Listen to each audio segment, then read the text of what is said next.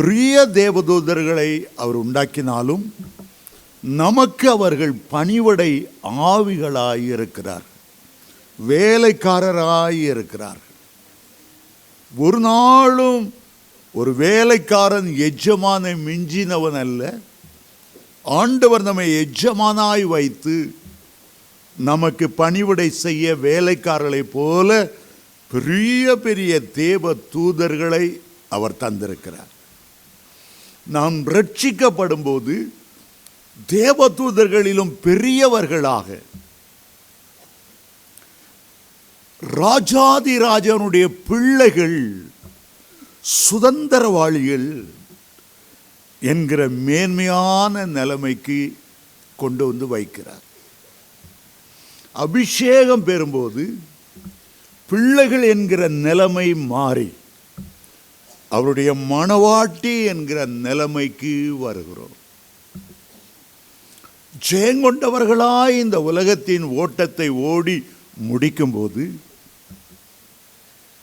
உயிர்த்தெழுதலிலே நாம் தேவ தூதர்களைப் போல இருப்போம் என்று மத்தேயு 22:20 சொல்லப்பட்டிருக்கிறது. மாத்திரமல்ல, தேவ தூதர்களோடு ஆண்டவர் தம்முடைய சிங்காசனத்தை பகிர்ந்து கொள்ளவில்லை. ஜெயங்கொண்டவர்கள், இயேசு சொல்லுகிறார், நான் ஜெயங்கொண்டு என்னுடைய பிதாவினுடைய சிங்காசனத்தில் வீற்றிருக்கிறது போல ஜெயங்கொள்ளுகிறவர்கள் என்னுடனே என்னுடைய சிங்காசனத்திலே உட்காரும்படி அருள் செய்வேன். எந்த தேவதூதனுக்கும் சிங்காசனத்தை கிட்டவே வர முடியாது, ஆண்டவரை முகமுகமாய் பார்க்க முடியாது. 2 சட்டைகளால் முகத்தை மூடிக்கொண்டு தூரத்திலிருந்து அவரை தரிசிக்கிறார்கள். நாம் தேவதூதர்களைப் போல இருப்பது மட்டுமல்ல, சுதந்திரவாளிகளாய் இருப்பது மட்டுமல்ல, கர்த்தருடைய சிங்காசனத்தில் வீற்றிருக்கிறது போல இன்னும் ஒரு மேன்மையான பகுதி ஆண்டவர் நமக்கு வைத்திருக்கிறார். நாம் இயேசுவை போல இருப்போமா? 1 யோவான் 3:2 சொல்லுகிறது, இப்பொழுது நாம் இப்படி இருக்கிறோம், இனிமேல் நாம் எப்படி இருப்போம் என்பது இன்னும் வெளிப்படாமல் இருந்தாலும் அவர் வரும்போது அவர் இருக்கிற வண்ணமாய் அவரை நாம் தரிசிக்கிறதினாலே அவருக்கு ஒப்பாய் இருப்போம். தேவ தூதர்களைப் போல இருப்போம் என்று சொன்னாலும் கூட அதைவிட கோடி மடங்காய் இயேசுவை போல் அந்த நேரம் நாம் மாற்றப்பட்டு விடும். ஆண்டவர் தன்னுடைய ஒரே பேரான குமாரனா இயேசு கிறிஸ்துக்கு ஒரு மணவாட்டியை தெரிந்து கொள்ளும் போது பரலோகத்திலிருந்து ஒன்றையும் அவர் தெரிந்து கொள்ளாமல் பூமியில் உள்ள மனுஷரையே, சபையையே கர்த்தர் தனக்கு மணவாட்டியாய் தெரிந்து கொண்டார்.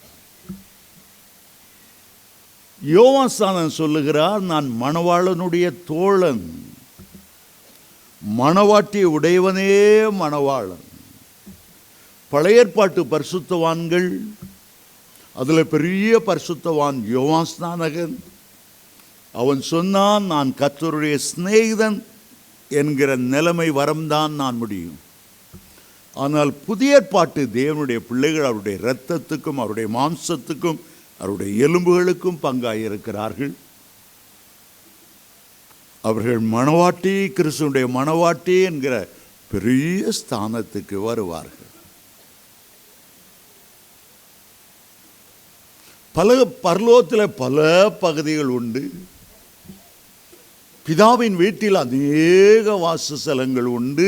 அவைகள் பழைய ஏற்பாட்டு பரிசுத்தவான்களுக்கு, தேவதூதர்களுக்கு என்று பெரிய இடங்கள் உண்டு. சேராபீன்களுக்கு இடம், கேராபீன்களுக்கு இடம், ஒவ்வொருத்தருக்கும் பல பல வானங்களில் பல பல இடங்கள் இருந்தாலும் நாம் இயேசுவோடு கூடவே அவரோடு கூடவே வாழ்வோம். என் பிதாவின் வீட்டில் அநேக வாசஸ்தலங்கள் உண்டு, உங்களுக்காக ஒரு வாசஸ்தலத்தை ஆயத்தம் பண்ண போகிறேன். ஏற்கனவே ஆயத்தம் பண்ணப்பட்ட வாசஸ்தலங்கள் அல்ல.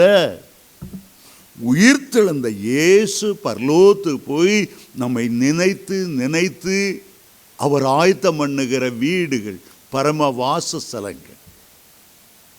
யோவான் 14 அதிகாரம் 3 சொல்லுகிறார், அந்த இடம் நீங்க தேவதூதர்களோடு இருக்கும்படி அல்ல, நான் இருக்கிற இடத்துல தேவாதி தேவன் தன்னுடைய ஒரே பிறந்த குமாரன், திருத்துவத்தில் 2வது ஆள், அவர் இருக்கிற இடத்துல நாமும் இருக்கும்படி. ஒரு உலகத்தை உண்டாக்குறதுக்கு ஆண்டவருக்கு 6 நாள் தான் ஆச்சு. எவ்வளவு மலைகள், குன்றுகள், பள்ளத்தாக்கள், இயற்கை காட்சிகள், விதவிதமான பூக்கள், பறவைகள், 6 நாள்ல எல்லாம் டான் டான் டான் டான் செய்து முடிச்சிட்டார். ஆனா நமக்கு வாசஸ்தலம் ஏற்படுத்த 6 நாட்கள் அல்ல, வாசஸ்தலத்தை ஆயத்தம் பண்ண 2000 ஆண்டுகளாக அலங்கரித்து அலங்கரித்து அலங்கரித்து அந்த வாசஸ்தலத்தை அவருக்கு பரலோகத்தில் வீடு கட்டும் போது பிதாவானவர் எவ்வளவு துணை நின்று அந்த வாசஸ்தலங்களை நமக்காக கட்டி எழுப்பி இருக்கிறார். ஒரு தேவதூதன் கூட அங்கு வர முடியாது. சங்கீதம் 8 வாசிக்கிறோம், மனுஷனை நீர் நினைப்பதற்கும் அவனை நீர் விசாரிப்பதற்கும் அவன் எம்மாத்திரம், தேவதூதரிலும் அவனை சற்று சிறியவனாக உண்டாக்கினீர், கனத்தினாலும் மகிமையினாலும் அவரை முடிசூட்டினீர். எந்த தேவதூதனுக்கும் கனத்தை கொடுக்கல, மகிமை கொடுக்கல. கனமும் மகிமையும் அவருடையது. அவருடைய மனவாட்டிக்கு அதை அவர் கொடுக்கிறார். யோவான் 17 அதிகாரத்தில் பிதாவை பார்த்து சொல்லுகிறார், நீர் எனக்கு தந்த மகிமையை நான் அவர்களுக்கு கொடுக்கிறேன். இது நமக்கு புத்தி கெட்டாத ஒரு காரியம். மனுஷனை சிருஷ்டிப்பதற்கு முன்பாகவே கோடான கோடி வருஷத்துக்கு முன்னால தேவதூதர்களை முதல்ல சிருஷ்டித்தார். ஒளியிலிருந்து, மகிமையிலிருந்து, அக்கினியிலிருந்து அவர்களை சிருஷ்டித்தார். ஆனால் மண்ணிலிருந்து நம்மை சிருஷ்டித்தாலும், அழிந்து போகக்கூடிய ஒரு சரீரத்தில் நம்மை வைத்திருந்தாலும், அழியாமையும் நித்தியமும் உள்ள தேவ தூதர்களை பார்க்கிலும் நம்மை விசேஷம் உள்ளவர்களாய் மாற்றினார். நம்ம இரும்புனால செய்யலை, அல்லது அழிக்க முடியாத ஒரு பொருளா, வெறும் மண்ணு, குயவனுடைய கையில் ஒரு களிமண். ஆனால் அதை வணங்குகிறார். நித்தியத்தை சுதந்திரித்து கொள்ள போக அழியாமையை அவனுக்குள்ளே வைக்கிறார். 1/3 பகுதி அழிந்து போனாலும், சரீரம் அழிந்து போனாலும், அழியாத ஆத்மாவையும் ஆவியையும் நமக்குள்ளே அவர் வைக்கிறார். சரி, எபிரேயருக்கு இந்த நிருபம் 12 அதிகாரத்துக்கு திருப்பிக் கொள்ளுங்கள்.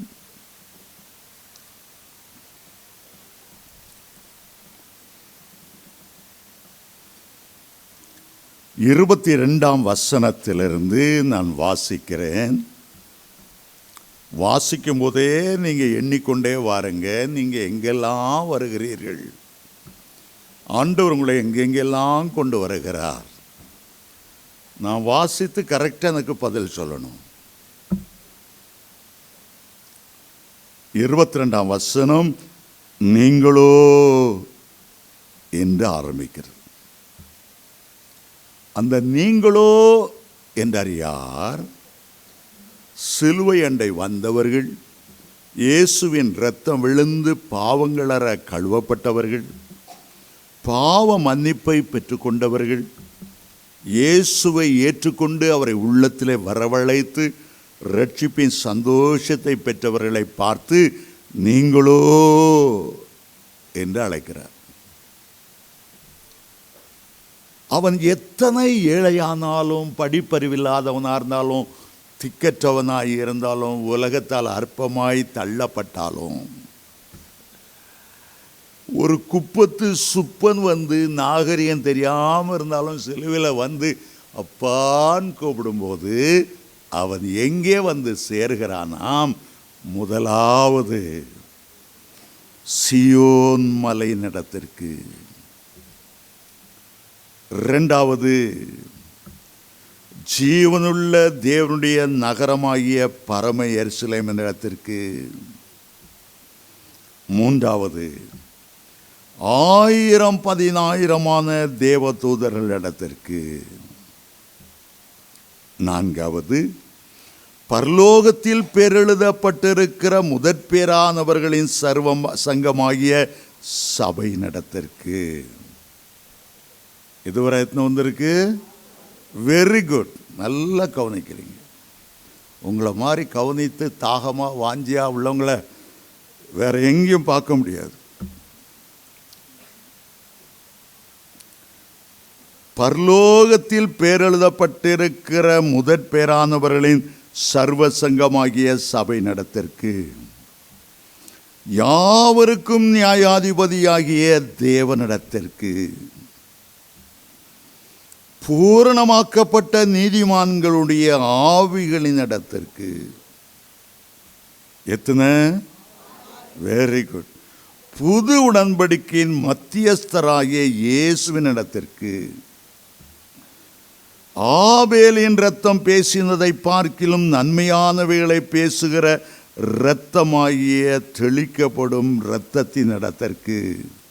எத்தனை?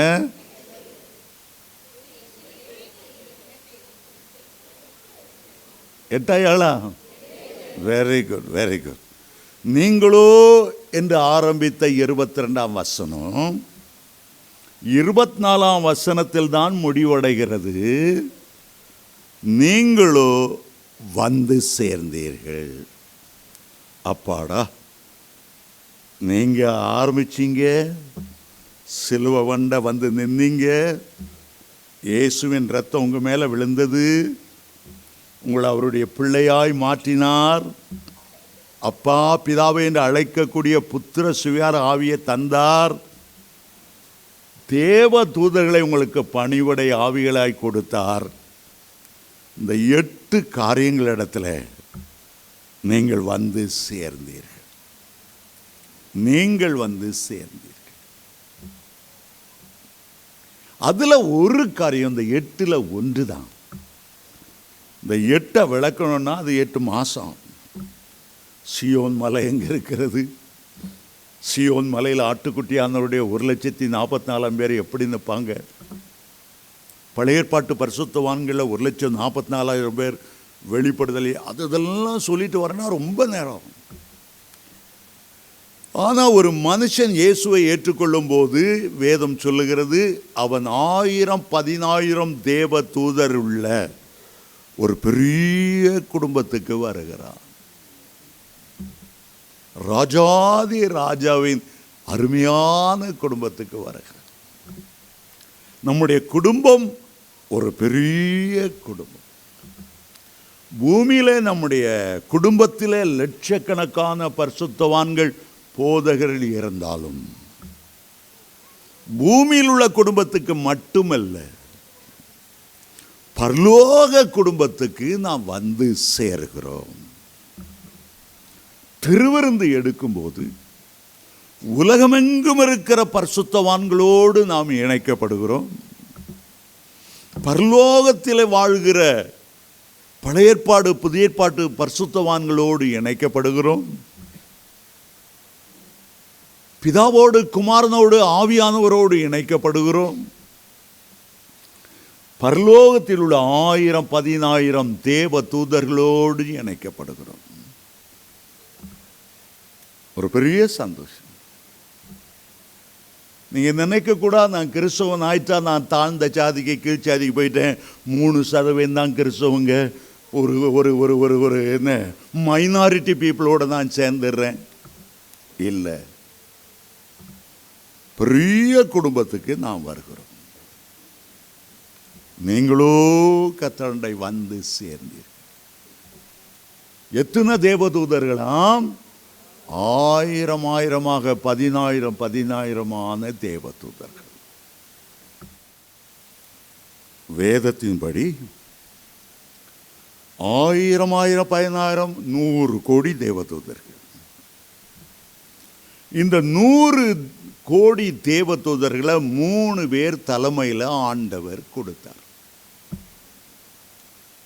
ஒருவர் ஆராதனைக்கென்று தலைமை வைத்தவர், அவருடைய பேர் லூசிபர். ஆண்டவருடைய யுத்த பிரிவிலே பிரதான தூதன் என்று பெயரெடுத்தவர் மிகாவேல். செய்திகளை சுமந்து செல்லுகிற தூது சொல்ல, ஆண்டவர் ஒரு தூதை சொல்ல தேவ பிள்ளைகளுக்கு சபைகளுக்கு அறிவிக்கக்கூடிய தேவதூதனுக்கு பெயர் கேப்ரியல். வேதம் முழுவதிலும் 2 தூதர்கள் பெயர் தான் சொல்லப்பட்டு இருக்கின்றன. ஒரு தேவதூதன் பெயர் மிகாவேல், அடுத்த தூதன் கேப்ரியல். லூசிபர் என்ற பெயர் பைபிளில் இல்லை. ஆனால் லூசிபர் என்ற பெயர் பரலோகத்தில் ஆராதனை செய்து கொண்டிருந்த போது ஒரு தூதனுக்கு வைக்கப்பட்ட பெயர். லூசிபர் என்றால் விடிவெள்ளி என்ற அர்த்தம். லூசிபர் என்றால் அதிகாலையின் மகன் என்ற அர்த்தம். இவனை ஆண்டவர் அக்கினி கற்கள் நடுவிலே உலாவ வைத்தார். காப்பாற்றுவதற்காக அவன் அபிஷேகம் பெற்றான். மிகுந்த அழகுள்ளவன், மிகுந்த ஞானமுள்ளவன். அவனுடைய சட்டைகளுக்குள்ளே அத்தனை கேஷியோ, அத்தனை கிட்டார், அவ்வளவு இசைக்கருவிகளும் அவனுக்குள்ளே பொருத்தப்பட்டிருந்தது. ஆனால் அவனுக்குள்ளே பெருமை வந்த போது, உன்னதமானவருக்கு நான் ஒப்பாவேன், வடதுபுறத்தில் உள்ள ஆராதனை கூடத்தில் நான் வீற்றிருப்பேன், நான் ஏன் ஆண்டவரை வணங்கணும், தொழுது கொள்ளணும், ஆராதிக்கணும், நான் அழிவில்லாதவன், என்னை கர்த்தராலும் அழிக்க முடியாது என்று பெருமை கொண்டதினாலே அங்கே மேலே இருந்து அவனை கீழே பந்தாடினார் ஆண்டவர். அவனுக்கென்று பாதாளத்தை உண்டாக்கினார், நரகத்தை உண்டாக்கினார். அதுக்கு முன்னால சிருஷ்டிப்பில் பாதாளம் உண்டாக்கப்படவில்லை.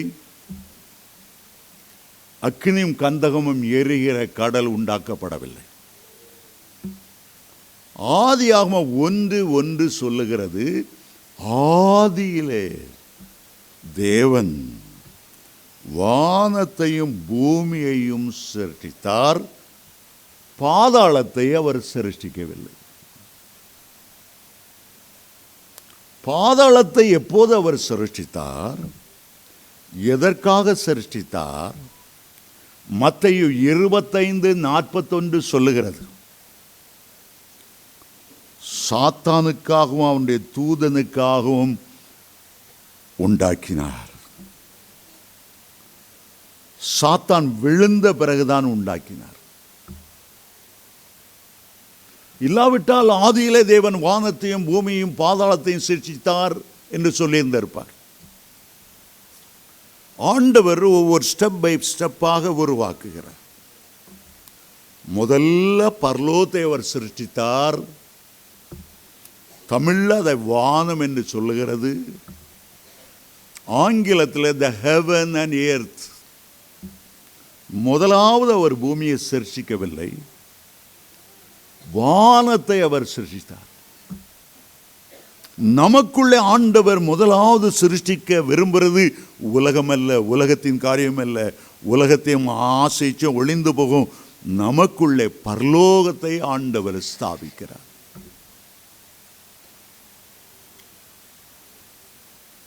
முதலாவது நீ தேவனுடைய ராஜ்யத்தை நீதியும் தேடு, பரலோகத்தை தேடு, பூமிக்குரிய காரியங்கள் உனக்கு கூட கொடுக்கப்படும்.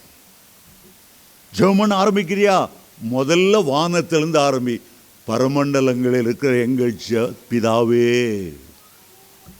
அதுக்கு பிறகு சியோன் மலையை பாரு, பரம எருசலேமை பாரு, ஆட்டுக்குட்டியானவருடைய இரத்தம், ஆபேலின் இரத்தம் பேசி இந்த நன்மையான பேச பூர்ணமாக்கப்பட்ட பரிசுத்தமா எல்லாம் பார். முதல்ல வானம்.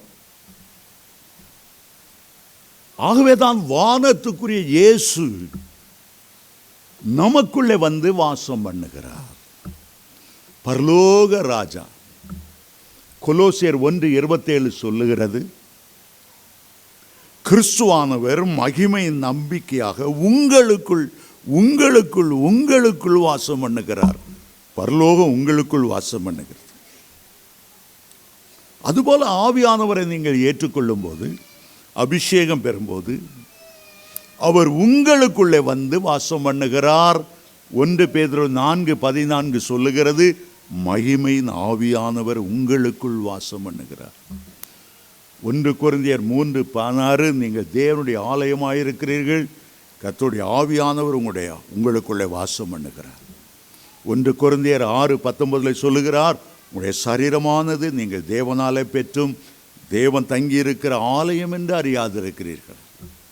2 கொரிந்தியர் 6:17, 18, 19 நீங்கள் தேவனுடைய ஜீவனுள்ள தேவனுடைய ஆலயமாய் இருக்கிறீர்கள், அவர் உங்களுக்குள் இறங்கி உலாவுகிறார்.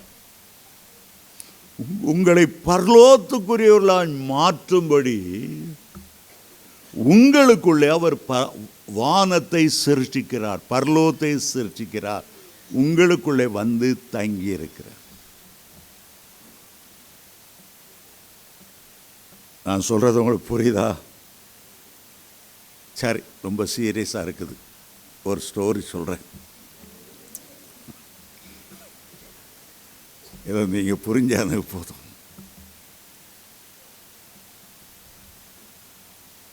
ரிச்சர்ட் உம்பரான் என்று ஒரு தேவனுடைய மனிதன் இருந்தார். அவர் கம்யூனிஸ்ட் தேசமாகிய ருமானியாவிலே ஒரு பேப்டிஸ்ட் பாஸ்டராக இருந்தார். இயேசுவின் மேல் வைத்த அன்பின் நிமித்தம், விசுவாசத்தின் நிமித்தம் அந்த தேசம் கம்யூனிஸ்டுகள் கையில் விழுந்த போது அவரை அரெஸ்ட் பண்ணினார்கள்.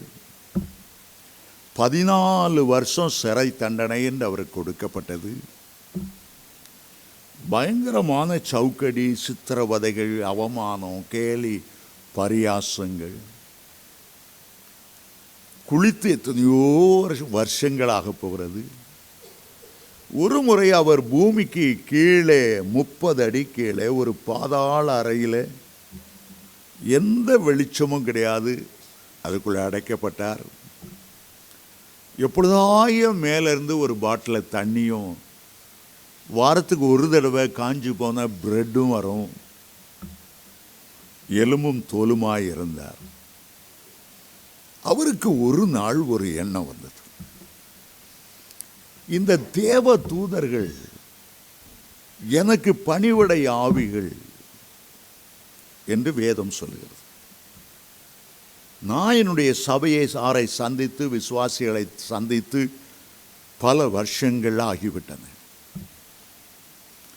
என்னுடைய விசுவாசிகள் விசுவாசத்தில் நிலைத்திருக்கிறார்களா, பின்மாற்றத்தில் போய்விட்டார்களா எனக்கு தெரியவில்லையே.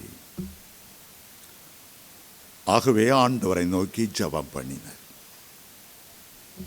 கடைசியாக என்னுடைய சபையை நான் விட்டு பிரியும் போது எனக்கு 200 விசுவாசிகள் இருந்தார். அந்த 200 விசுவாசிகள் இடத்துல நான் செய்தி அனுப்புவதற்காக, இயேசுவே எனக்கு 200 தேவ தூதர்கள் அனுப்பும்,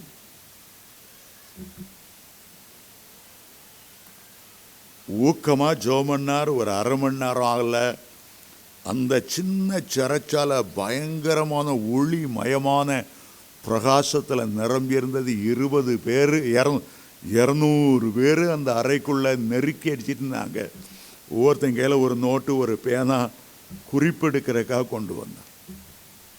அது சொன்னார், இப்போ நான் பிரசங்கம் பண்ண போகிறேன்,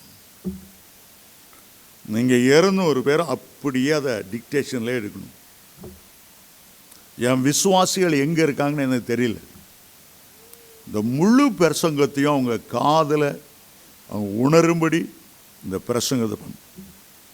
தூங்கிட்டு இருக்கலாம், ஆனால் நான் பிரசங்க பீடத்திலிருந்து பேசுகிறது போல் அந்த சத்தம் அவங்க காதில் துணிக்கணும். எழுந்து நின்றார், அந்நிய பாஷையில் அப்படியே பேசினார். கர்த்தர் கொடுக்கிற செய்தியை பேச ஆரம்பித்தார். வழக்கம் போல 45 நிமிடம் அவருடைய பிரசங்கம் நீடித்தது. சரி போய் சொல்லிவிட்டு வாங்க. நேரே பறந்து போனார்கள். 1 மணி நேரம் கழிச்சு எல்லாரும் திரும்பி வந்தாங்க. நீங்க சொன்னபடியே நாங்க செய்தோம். எல்லாரும் எப்படி இருக்காங்க? கொஞ்சம் பேரை தவிர மற்ற எல்லாருமே ஃபயரா இருக்கிற. இப்போ என் மனைவிக்கு சொல்ல வேண்டியதெல்லாம் எழுது, என் மகனுக்கு சொல்ல வேண்டியதெல்லாம் எழுது. அப்படியே ஒவ்வொரு ஞாயிற்றுக்கிழமையும் அவர் செய்தி அனுப்புவாராம். ஞாயிற்றுக்கிழமை எப்போ வருதுன்னு தெரியாது. எப்படி ஞாயிற்றுக்கிழமை வருகிறது அவர் கண்டுபிடிப்பார்னா, மற்ற நாட்களை விட ஞாயிற்றுக்கிழமையில் கர்த்தரை துதிக்கணும்னு ஒரு ஆர்வம்.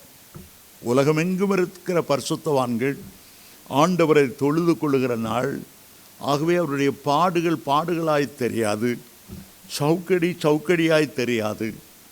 உள்ளம் களி கூர்ந்து கொண்டே இருக்கும்போது இன்றைக்கு ஞாயிற்றுக்கிழமை என்று அறிந்து கொள்வாராம். அந்த சிறைச்சாலை அனுபவம் முடிந்தது. அவரை பற்றி கேள்விப்பட்ட சில அமெரிக்கர்கள் அவருக்கு பணம் செலவழித்து எத்தனை லட்சமானாலும் அவரை விடுதலை ஆக்கணும். ருமானிய அரசாங்கத்துக்கு பணம் தேவைப்பட்டது. அமெரிக்க இடத்துலேருந்து பெரிய தொகை கேட்டு அவரை ரிலீஸ் பண்ணாங்க. அவர் அமெரிக்காவுக்கு போனார். நல்லா அங்கே ஊழியம் செய்ய ஆரம்பித்தார். ஒரு நாள் யோசிச்சார், நம்ம எத்தனை பிரசங்கம் பண்ணோம் அந்த ஜெயிலில் இருந்து.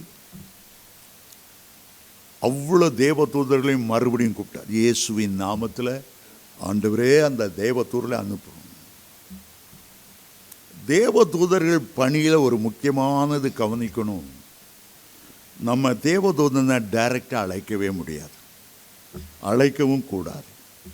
அப்படி அழைத்தால் தேவதூதனுடைய வேஷத்தில் ஒளிந்தூதனுடைய ஆவி வந்து நின்றுட்டு இருக்கும்.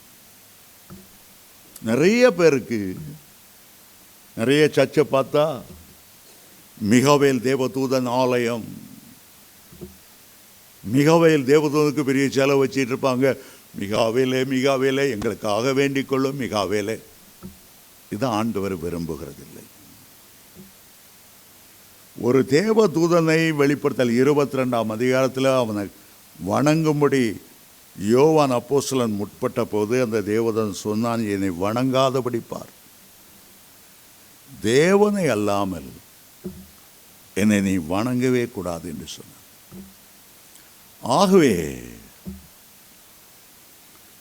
4-5 வருடங்கள் எவ்வளோ நாள் போச்சுன்னு தெரியல, திரும்ப அவ்வளோ தேவதூரையும் ஜெபம் பண்ணி கொண்டு வந்தார். சொன்னார், நான் 10 வருஷத்துக்கு முன்னால் 7 வருஷத்துக்கு முன்னால் நிறைய பிரசங்கம் பண்ணேன். அவ்வளோ பிரசங்கத்தையும் நான் எழுத போகிறேன். நான் எழுதுகிற ஸ்பீடில் மெதுவாக சொல்லணும். ஒவ்வொரு தேவதூதன் சொன்னார். அதை கேட்டு அவர் 2 புக் எழுதினார். அழகான புஸ்தகம். எங்கேயாவது கிடைக்குன்னா வாங்கி பாருங்க. 2 என்கிட்ட இருந்தது. யாரோ ஓசி வாங்கிட்டு போயிட்டு தரவே இல்லை. அதனால் அமெரிக்காவுக்கு எழுதி அங்கே எழுதி தேடி உலகம் பூரா தேடி மறுபடியும் வாங்கிட்டேன். இன்னொரு தடவை நான் ஏமாற மாட்டேன். ஒரு புக்கு பேர் if prison walls could speak, சிறை கதவு பேசுமானால். அடுத்த புஸ்தகம் பேர் my sermons in the solitary confinement, அமைதியாய் நான் பிரசங்கித்த, சிறையிருப்பிலே நான் பிரசங்கித்த பிரசங்கம். அதை மாதிரி ஒரு ஆழமான பிரசங்கத்தை எங்கேயுமே கேட்கவே முடியாது. அவ்வளோ அருமையான ஒரு புத்தகம். நம்முடைய சர்ச்சில் உள்ள ஒருத்தர் தான் எனக்கு ஸ்டெப் எடுத்து அமெரிக்கா ஃப்ரெண்ட்ஸுக்கெல்லாம் எழுதி எவ்வளோ டாலர் செலவழித்து அதை எனக்கு வாங்கி ப்ரெசன்ட் பண்ணேன். தேவ தூதர் பணி அவ்வளோ விசேஷமானது. அநேக தேவ பிள்ளைகள் காணாமல் போன தாம் பையன் எங்கே இருக்கிறான், ஆண்டவரே உம்முடைய தூதனை அனுப்பும், அவர்கள் வந்து என் பிள்ளையை வீட்டுக்கு கூட்டு வரணும். தூதர் பணி அவ்வளோ விசேஷமானது. நம்மெல்லாம் தேவ தூதரில் எனக்கு தாரோன்னு கேட்கறது இல்லை. நம்ம வீட்டுக்கு ஒரு வேலைக்காரியை வச்சு அவளுக்கு 10,000 ரூபா சம்பளம் பேசி சமையல் வேலை நடக்கணும். அவள் காலைல 8 மணிக்கு தான் எழுந்திருப்பாள். பல்லு விளக்கிட்டு நேராக டிவியை போட்டு ஆன் பண்ணி எல்லா தொடர்கதைகளெல்லாம் பார்த்துட்டு உட்காந்துருப்பான். கிச்சனில் வேலை செய்கிறதுக்கு 10,000 ரூபா கொடுத்து ஒரு வேலைக்காரியை கொண்டாந்து வீட்டில் வச்சா 24 மணி நேரம் சோஃபாவிலேயே உட்காந்து டிவின்னு பார்த்துட்டு இருந்தா உங்களுக்கு கோபம் வருமா வராதா? அவளை உட்கார வச்சுட்டு நீங்கள் கடந்து சமையலில் கடந்து பாடுபட்டா ஆண்டவர் சொல்கிறார், ஏன் நீ அவங்கள பயன்படுத்தக்கூடாது? ஏன் நீ அவங்கள எங்கள் இடத்துல கேட்கக்கூடாது? உன்னை சுற்றிலும் பாளையம் இறங்கும்படி ஏன் கேட்கக்கூடாது? உன்னுடைய கால்கள் சறுக்கும் போது உன்னுடைய கைகளில் ஏந்தி கொள்ள அவர்கள் ஆவலாக இருக்கும்போது ஏன் சோம்பேறித்தனமாக உன் சோஃபாவில் உட்கார்ந்துட்டு இருக்கா? கர்த்தரிடத்தில் கேள். நான் மந்திரவாதியை கட்டுகளை உடைக்கணும், அசுத்த ஆவிகளை அவன் ஏவி விடுறான், எனக்கு 100க்கு அதிபதி, நான் ஒரு 100க்கு அதிபதி, எனக்கு 100 தேவதூதர்களை தாரும். அவன் 100 குட்டி சைத்தான்களை வச்சிருந்தாலும் அவைகளெல்லாம் நொறுக்கும்படி கர்த்தருடைய அக்கினி மேலே இருக்கட்டும். ஆண்டவர் நமக்கு இயேசுவை ஏற்றுக்கொள்ளும் போது முதலாவது ஒரு தேவதூதனை தருகிறார். அந்த தேவதூதனை எதற்காக தருகிறார்? எபிரேயர் 1:14 சொல்லுகிறது, ரட்சிப்பை சுதந்தரித்து கொள்ள போகிறவர்களுக்கு அவர்கள் அனுப்பப்படுகிற பணிவிடை ஆவிகளாய் இருக்கிறார்கள். யாருக்கு? ரட்சிப்பை சுதந்தரித்து கொள்ள போகிறவர்களுக்கு.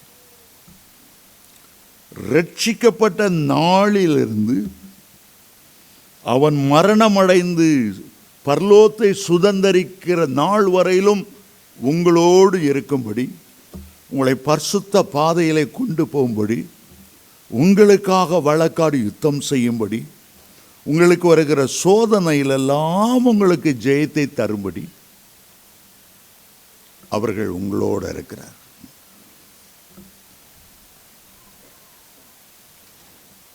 ஆண்டவர் சொன்னார் மத்தேயு 18:10, ரட்சிக்கப்பட்ட இந்த ஒருவரையும் அற்பமாய் எண்ணிராத. அவருடைய தேவ தூதர்கள் அவர்களை பரலோகத்தில் ரெப்ரசன்ட் பண்ணுறாங்க. உங்கள் வீட்டில் வேலை செய்கிற ஒரு முனியம்மாவாக இருக்கலாம், படிப்பறிவில்லாதவ, தலையெல்லாம் பேனா நிறைஞ்சிருக்கலாம். என் வீட்டு வேலைக்காரி தானே, அற்பமாக பேசாது. ஏன்னா அவள் ரட்சிக்கப்பட்டிருக்கா, ஏன்னா அவளுக்கு ஒரு தேவதூதன் இருக்கு.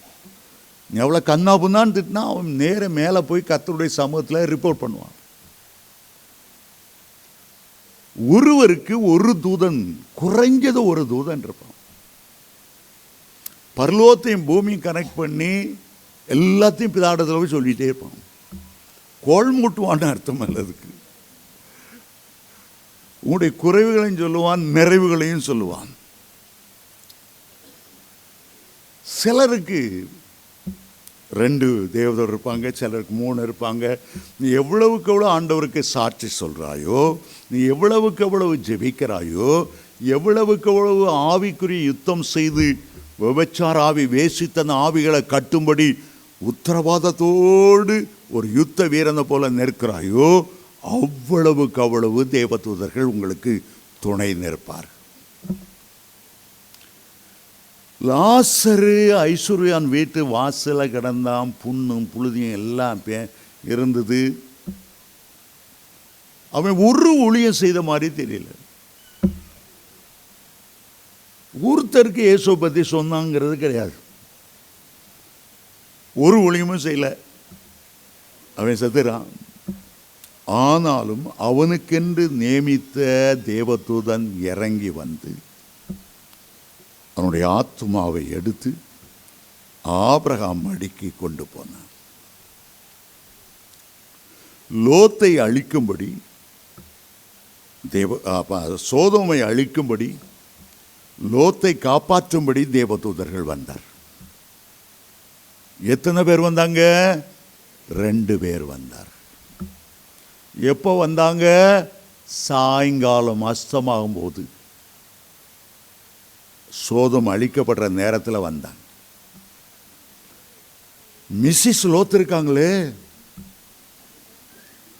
அந்த அம்மா உள்ளமெல்லாம் சோதோமில் இருந்துச்சு. ஐயோ, நான் புதுசாக கட்டின வீடு, ஐயோ இப்போ தான் அல்சேஷன் வாங்கிட்டு வந்தேன், ஐயோ இப்போ தான் வீட்டு பின்வாரத்தில் மல்கோவா மாம்பழம் வச்சேன், ஐயோ. அவன் சொல்கிறான், டைம் அது, சோதம் அழிக்க போகிறாங்க, உன் வீட்டில் உள்ளெல்லாம் எடு. இந்த அம்மாவுடைய கடைக்கண், ஒரு கண்ணு சோதமில் இருக்கு. சொல்கிறான், பின்னிட்டு திரும்பி பார்க்காத, ஜீவன் தப்ப ஓடிப்போ, இந்த சமவெளியில் எங்கே நிற்காத. இந்த 2 பேரும் வர்ற மாதிரி தெரியல, 2 தேவதூதன் தான். ஒருத்தன் 2 பேர் கையை பிடிச்சான், அடுத்தவன் 2 பேர் கையை பிடிச்சான். இந்த 2 பேர் லோத்துடைய 2 பிள்ளைகள், அந்த 2 பேர் மிஸ்டர் அண்ட் மிஸ்ஸஸ் லோத்து. தர தர தரன்னு எழுதான், எழுத்து சோதமை விட்டு வெளியே கொண்டு நிறுத்தினான். 4 பேருக்கும் 2 தூதன். ஆபிரகாம் வீட்டுக்கு வரும்போது ஆதியாகமம் 18:1-2 வாசிச்சா 3 தேவதூதர்கள் வந்தாங்க.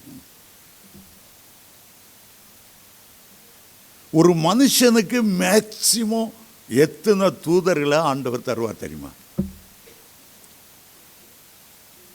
கிறிஸ்தவ மார்க்கத்திலும் கூட ரோமர் பட்டாளத்துக்குரிய சில காரியத்தை ஆண்டவர் சொல்றார். இயேசு காலத்தில் 100க்கு அதிபதினு சொன்னார், 100 புருஷனும் கூட இருப்பான்னு அர்த்தம். இயேசு காலத்தில் நிறைய 100க்கு அதிபதியை சந்தித்தார்.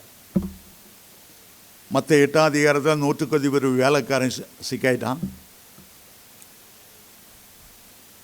அவன் 100 பேருக்கு அதிகாரி. ஆட்கள் ரோம பட்டாளத்தில் 100 பேரை வச்சுருக்க ஒரு இன்ஸ்பெக்டர் ஆஃப் போலீஸ்னு வச்சுக்கோங்களேன்.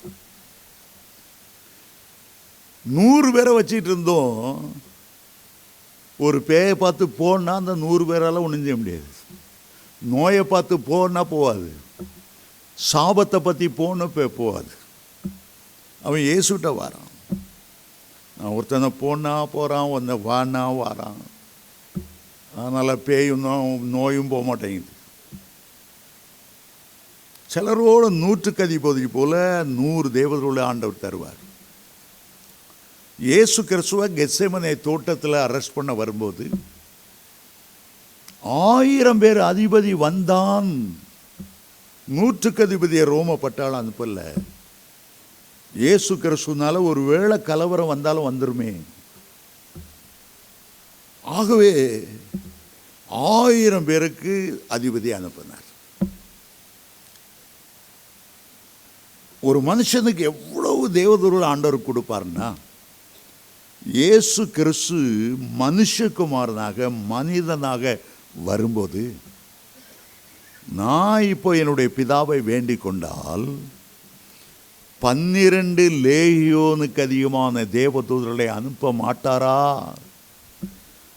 மாட்டார் என்று நினைக்கிறாயா? பேதுரு பார்த்து சொன்னார். லேகியோன் என்றால் ரோம பணக்க வழக்கப்படி 6000 என்று அர்த்தம். 12 லேகியோன் என்றால் 72,000 பேர் என்று அர்த்தம்.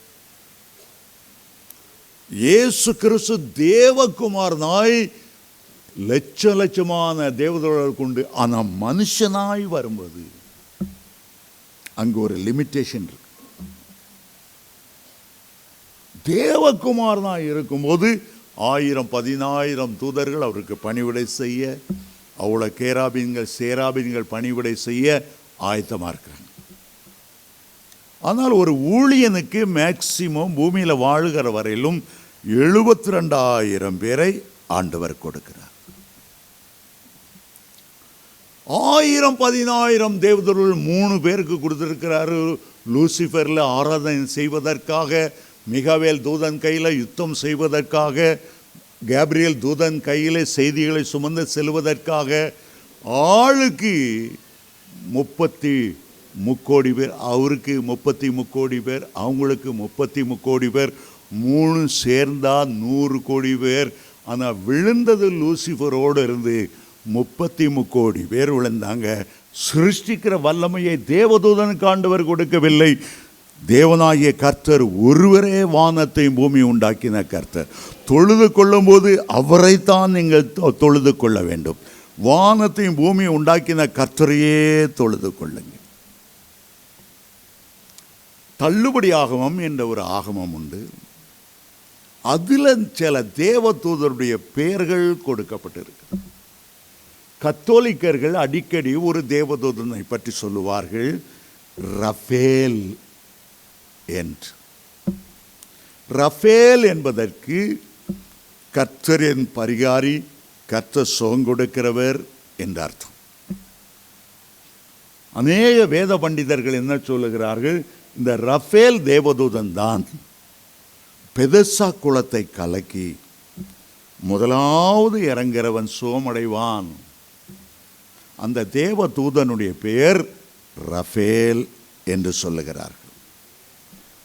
இந்த ரஃபேலை குறித்து தள்ளுபடி ஆகமத்தில் தான் அதிகமாக எழுதப்பட்டிருக்கிறது. மொத்தம் 7 தேவதூதர்கள் பெயர்கள் தள்ளுபடி ஆகமத்தில் இருக்கிறது. ஏற்கனவே நான் சொன்னபடி லூசிஃபர், மிகாவேல், கேப்ரியேல், ரஃபேல். அடுத்த பெயர் ராகுவேல். அடுத்த பெயர் ரெமியேல். அடுத்த பெயர் சாரகேல். 7வது யூரியேல். தள்ளுபடி ஆகமத்திலே ஒரு ஆகமம் ஏனோக்கின் புத்தகம் என்று அழைக்கப்படுகிறது. அதில் 20ஆம் அதிகாரம் 1 முதல் 8 வசனங்களை நீங்கள் வாசிக்கும்போது இந்த தூதருடைய பெயர்களை நீங்கள் அங்கே பார்க்கலாம். வெளிப்படுதல பல இடங்களில் 7 தூதர்கள் எக்காலம் ஊதினார்கள். 7 கோப கலசனைகளை பூமியில் வார்த்தார்கள். 7 7 7 என்ற தூதர்கள் பல பேர் வருகிறது. அவை தள்ளுபடி ஆகமத்தில் எழுதப்பட்டிருக்கிறது. ஒவ்வொரு தேவனுடைய பெயரும் முடிவிலே ஏல் என்று முடியும். கேப்ரி ஏல், மிகா வேல், ரகுவேல், ரஃபேல் எல்லாம் ஏல். ஏல் என்றால் ஏல் எலோகிம் என்று அழைக்கப்படுகிற கர்த்தருடைய பணிவிடை ஆவிகள் என்ற அர்த்தம்.